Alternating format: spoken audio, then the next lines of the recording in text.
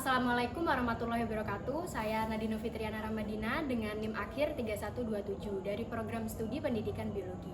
Di sini saya sudah bersama wirausahawan sukses yaitu Pak Ato sebagai owner Apotik Al-Huda. Baik, di sini saya akan memulai wawancaranya. Jadi, apa yang membuat Bapak itu memutuskan menjadi wirausahawan dibanding bekerja sebagai karyawan? Jadi gini Mbak, siapa namanya? Mbak Nadine. Mbak Nadine.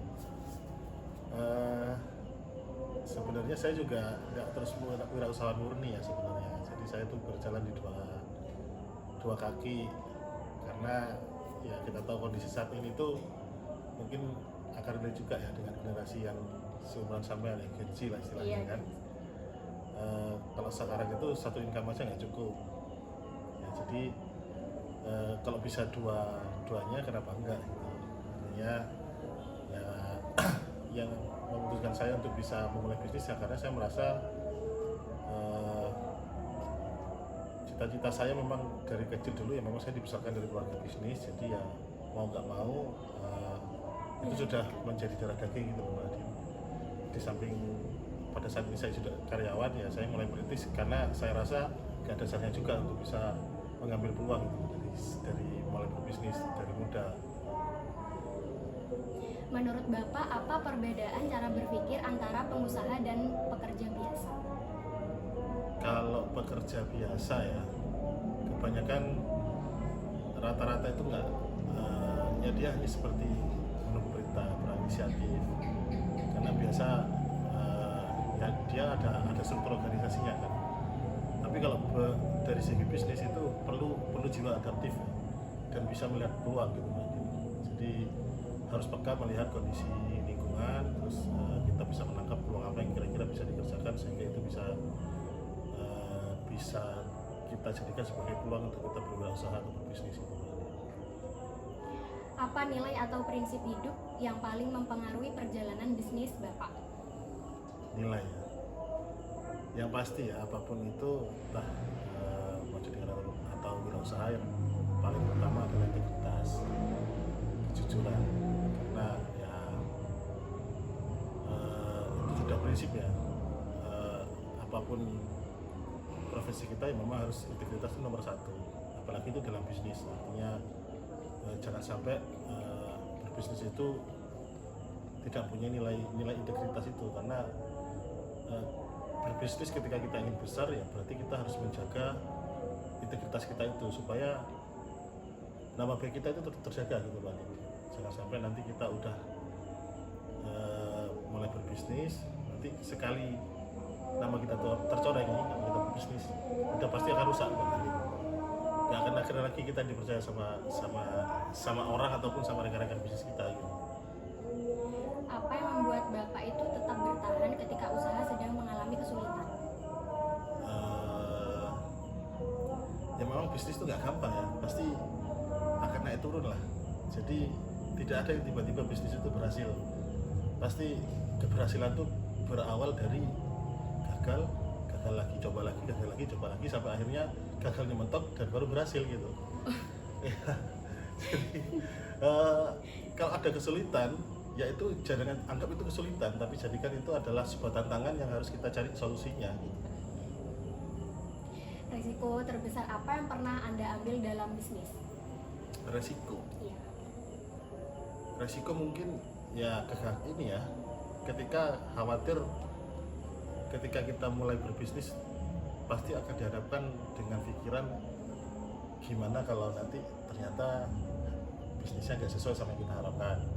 Itu udah pasti. Tapi ya itu memang berbisnis satu butuh mental memang. Jadi butuh keberanian. Jadi bisnis itu yang pertama harus berani dulu. Percuma pintar tapi kalau nggak punya berani ya nggak akan jalan juga bisnisnya. Tapi kalau berbisnis berjalan ini ya tanpa ada kepintaran juga agak lambat. Jadi ya harus balance antara mental sama kita harus juga punya strategi. Ya kalau berbisnis itu ya kalau bagi saya ya mulai aja dulu, jangan nunggu sempurna, daripada nanti menunggu sempurna baru akan jalan. Itu akan jalan-jalan biasanya seperti itu Pak. Jadi mulai aja dulu bertahap sambil nanti dalam proses berjalannya kita lakukan evaluasi sehingga nanti dari situ kita akan menuju kesempurnaan bisnisnya gitu. Apakah Bapak itu pernah merasa takut gagal ketika memulai usaha? Bagaimana cara mengatasinya? Ya tadi kan aku udah bilang barusan kan, pasti kalau kita akan mulai bisnis selalu akan berpikir nanti kalau gagal gimana. Makanya kita perlu merencanakan, jangan hanya difikirkan gagalnya, artinya kita perlu melakukan manajemen resiko. Artinya sebelum kita berbisnis, kita bikin dulu nih, istilah kalau dalam akademik itu biasanya dibikin sebuah bisnis model canvas dulu lah, ditulis dulu kira-kira bisnis kamu kita bikin apa, terus segmennya siapa, cost structure-nya seperti apa, media promosinya nanti seperti apa, strategi harganya seperti apa. Kalau kita udah melakukan analisa, kita udah melakukan planning, kemudian dari planning itu kita mitigasi resikonya, kemungkinan untuk gagal itu lebih sedikit. Dan kalaupun ada kegagalan kita sudah lebih siap karena kita sudah lakukan frame untuk mitigasi resiko yang terjeleknya terjadi nanti seperti apa. Bagaimana biasanya Bapak itu menemukan peluang bisnis baru? Peluang ya? Ya. Ya, kalau peluang itu banyak sumbernya bisa kita. Yang penting kalau kita berbisnis itu kita harus informasi atau itu yang terpenting ya. Jadi kecepatan kita menerima informasi, terus kita juga harus peka terhadap kondisi sekitar kita. Artinya kalau aku berbisnis bagiku tuh ya harus banyak menambah kawan, karena semakin banyak kawan, semakin banyak informasi yang kita dapat, kita bisa sharing. Nanti dari situ muncul tuh kira-kira dari peluang-peluang apa yang bisa kita kerjakan. Paling Relasi. mungkin ya relasi lah, ya benar kata Mbak Nini, relasi. Sama kita juga jangan hanya terkungkung di satu tempat. Biasanya apalagi kondisi sekarang ya, untuk misalnya di Jember khususnya, di Jember itu pasti akan banyak bisnis-bisnis yang di sini itu sebenarnya udah pernah ada di kota lain, mungkin di provinsi lain yang di sana udah lebih kotanya lebih besar. Nah, jadi kita bisa adopt dari situ, kita bawa ke sini. Artinya harus seperti itu Mbak Nini, harus peka lah terhadap kondisi lingkungan sekitar. Menurut Bapak, apa tanda bahwa sebuah ide bisnis itu memiliki potensi besar? Tandanya ya, Ya. ya tadi kita lihat di sekitar kita apakah sudah ada bisnis yang sudah jalan. Ya, artinya kita harus punya keunikan nih. Kalau memang sudah ada, kita harus punya unique point selling istilahnya kalau bahasa ini ya, bahasa dalam buku masalah marketing itu. Artinya kalau kita berbisnis kita harus punya satu keunikan yang berbeda dengan kompetitor yang lain gitu. Sehingga orang tertarik untuk bisa melihat barang kita, produk kita gitu. Apa kegagalan terbesar yang pernah Anda alami dalam bisnis? Kegagalan ya mungkin paling parahnya udah nggak balik modal udah. Tapi itu bukan berarti gagal bagiku Iya. ya, itu hanya Buat evaluasi. secara materi aja, tapi dari situ kita bisa belajar, kita bisa punya bahan untuk kita mengevaluasi supaya nanti ke depan kita nggak gagal lagi gitu. Apa pelajaran paling berharga yang Anda dapat dari kegagalan tersebut? Ya tadi kita bisa tahu ketika kita gagal kita bisa lakukan evaluasi, setelah itu kita bisa lakukan perbaikan Mbak. Ya kalau in case pernah aku coba, aku kan biasa bermain di bisnis apotek, tapi aku pernah iseng-iseng pengen coba di F&B gitu Mbak, seperti apa F&B. Ternyata ya aku relakan aja, memang aku berinvestasi kegagalan. Jadi aku cobalah usaha-usaha yang merupakan, ternyata masing-masing unit bisnis berbeda ternyata perlakuannya. Ya mungkin seperti itu. Jadi dari situ aku gagal ya, tapi aku anggap itu sebagai investasi pengalaman menurut aku gitu. Bagaimana cara Anda bangkit kembali setelah mengalami kerugian atau kegagalan? Ya tadi sebenarnya kalau kita mau berbisnis kita mungkin bisa mulainya dari skala yang kecil, sehingga maksudnya jangan terlalu all in. Kalau Mbak Nin punya uang 50 juta misal, ya jangan semuanya di all in kan di satu bisnis, karena ketika nanti bisnis itu gagal ya sudah, kita nggak punya peluang lagi untuk bisa memulai bisnis yang baru. Artinya kita juga harus pilih-pilih, yang penting kita dari usaha yang kecil kita bisa tahu model bisnisnya seperti apa, nanti dari situ bisa kita kembangkan gitu. Sehingga ketika kita ada kegagalan, kita masih punya dana darurat yang bisa kita gunakan untuk kita bisa memulai bisnis kembali gitu. Menurut Bapak, apakah kegagalan merupakan bagian penting dari proses menjadi pengusaha? Pasti itu, karena memang ya berhasil itu karena tadi udah ibaratnya gagalnya udah mentok baru berhasil gitu. Kalau gagalnya belum mentok ya belum berhasil berarti. Bagaimana Anda menjaga mental agar tidak menyerah ketika usaha sedang sulit? Ya kita ya percaya bahwa tugas kita ini hanya mengusahakan aja, ikhtiar aja gitu. Selebihnya sudah ada yang ngatur rezeki itu Mbak Andi.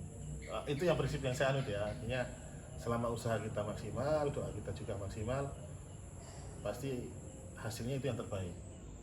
Yang penting kita menikmati prosesnya aja. Jadi jangan orientasinya ke hasil, tapi nikmati prosesnya. Itu sih supaya kita nggak merasa kita gagal terus udah nggak mau bangun lagi nanti. Bagaimana Anda menjaga agar bisnis tetap inovatif dan tidak tertinggal dari pesaing? Ya tadi kita juga harus peka terhadap tren ya yang sedang ada saat ini. Jadi bisnis itu memang harus ada R&D-nya. Jadi setiap kayak sekarang, misalkan sekarang udah zamannya dulu kalau jualan harus offline. Sekarang dengan adanya media-media digital, kita bisa menggunakan marketing secara digital. Pembayaran juga dulu orang bayarnya cash, sekarang ada banyak e-wallet yang bisa digunakan sebagai pembayaran. Kita juga harus mengikuti. Seiring berkembangnya zaman, teknologinya juga berkembang, ya bisnis kita juga harus disesuaikan. Dari mana biasanya Anda mendapatkan ide inovasi produk atau layanan?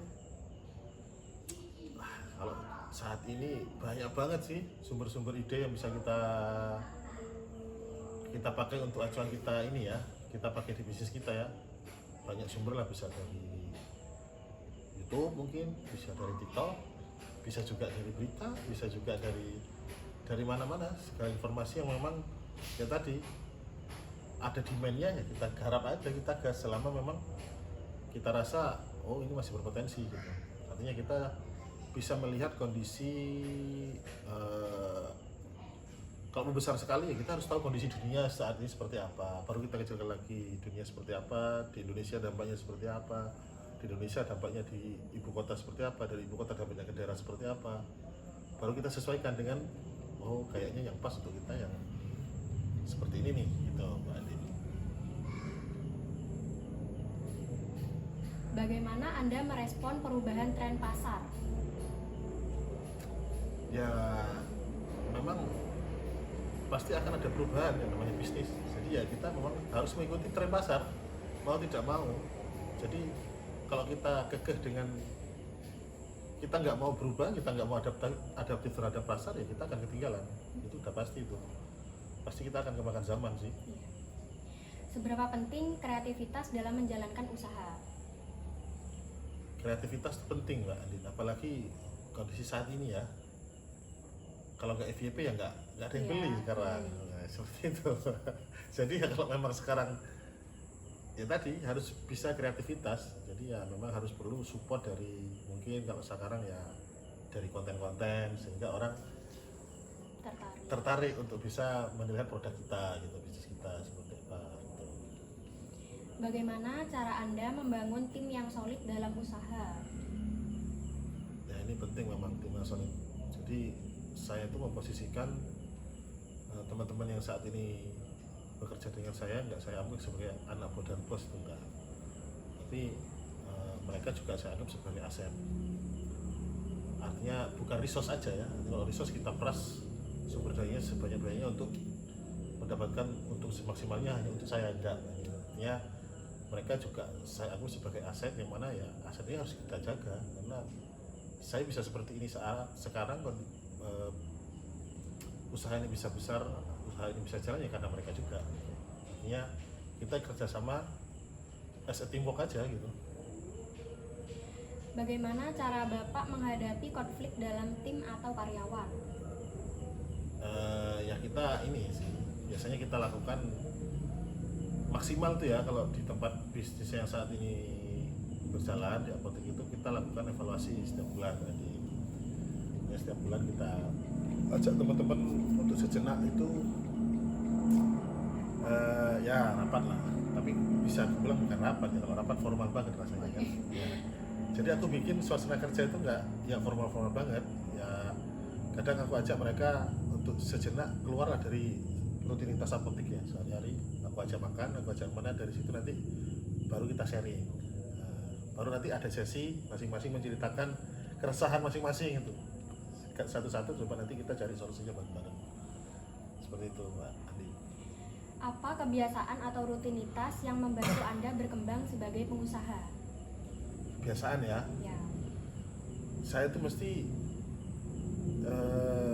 punya habit ya, setiap pagi itu saya mesti sholat, habis sholat saya mesti merekap apa yang hasil apa namanya, hasil jualan apotek tadi malam saya rekap di pagi hari pas kondisi saya fresh, sambil saya nonton YouTube untuk menambah informasi apa nih update hari ini. Terus habis itu ya udah olahraga, habis olahraga sarapan, baru setelah itu beraktivitas di apotek gitu. Sama kadang kalau sempet ya suka-suka iseng-iseng beli buku gitu ya. Buku, tokoh, atau pengalaman apa yang paling mempengaruhi cara berpikir Anda dalam bisnis? Nah ini banyak kalau buku Mbak Anin, ini buku-buku yang kaitannya sama motivasi aku suka itu. Terus yang kaitannya sama manajemen keuangan aku suka juga itu. Banyak, ada beberapa koleksi lah, nanti boleh Mbak Anin juga. Ini ada satu. Oh ini bukunya. Ya ini ada dua nih. Kalau sekarang lagi terbaru ini punya Theo Derek, suka banget nih anak muda ini, masih Mbak Anin, seumuran lah sama aku ini. Tentang apa ini? Ini judulnya From Zero to Survive. Jadi banyak kan orang from zero to hero kan. Ini realistis banget, dari nol, gimana caranya dari nol kita untuk bisa bertahan. Cocok banget lah untuk sampean. Saya rekomendasi lah nanti sampean baca-baca ini ya. Bagus nih Mbak Anin isinya. Salah satu buku yang sekarang lagi bestseller juga sih ini. Banyak aku baca buku ini. Terus ada lagi yang paling enak ya di aku ya ini, Atomic Habit. Itu intinya ini Mbak Anin, intinya sesuatu hal besar itu terjadi karena kebiasaan kecil yang sering kita lakukan sebenarnya. Jadi untuk melakukan perubahan besar nggak perlu mulu-mulu, cukup melakukan habit kecil yang itu rutin Mbak Anin lakukan, nanti efeknya akan jauh lebih besar dari apa yang kita bayangkan sebelumnya. Contoh kecilnya misal Mbak Anin pengen olahraga setiap pagi, ya sudah lakukan aja setiap pagi olahraga, nanti efeknya akan lebih besar itu dari apa ya. Yang penting itu menjadi otomisasi lah istilahnya. Gitu loh Mbak Anin. Ya kalau banyak buku apa ya, ya ini jadi referensi. Aku sebenarnya nggak suka baca buku sih, senang lebih nonton YouTube ya. Cuman Ngasih motivasi. nah beberapa kali aku setelah aku punya bisnis, aku banyak ketemu sama orang, dia kemana-mana selalu bawa buku. Nah itu yang sempat aku tanya, ya ternyata memang penting sih membaca buku itu ternyata. Nambah wawasan juga. Ya sebegitu pentingnya menurutku ternyata gitu. Sehingga ya mulai sekarang aku mulai membiasakan. Ya minimum tadi ini aku bangun setiap pagi, setelah selesai ngerekam aku coba baca intinya apa sih ini, itu untuk menambah semangat aja gitu. Karena di pagi hari kalau saya isi dengan ya motivasi-motivasi yang positif nih, secara nggak sadar itu menggerakkan kita itu ke arah yang lebih optimis saja sih. Ya itu apa lagi Ya, ada lagi sudah. Cepet juga ya. Sekian wawancara kami. Wassalamualaikum warahmatullahi wabarakatuh.